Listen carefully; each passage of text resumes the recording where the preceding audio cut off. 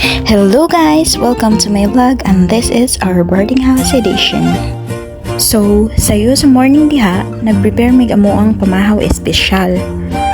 Habang nagluto ako ang partner o amo ang pamahaw, naguna-una na pud kog kamote cube. Pang merienda baon inig sulod sa trabaho ba. Syempre, apilan pud nato diha ato ang mga kauban.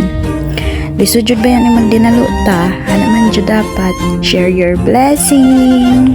Unya, mo timpla sa tagtag kape mga marino para nindot ato ang kabuntagon. Human naman tagtimpla mga mare. Unya, umpisahan na pud natog panit. Pasagdiin na lang ninyo mga mare akong naong diraa.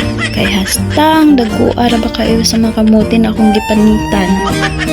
Gahi ra ba kayo? Human naman kung panit sa mga kamote mga mare. Yugasan nasad na maayo ang haslayson.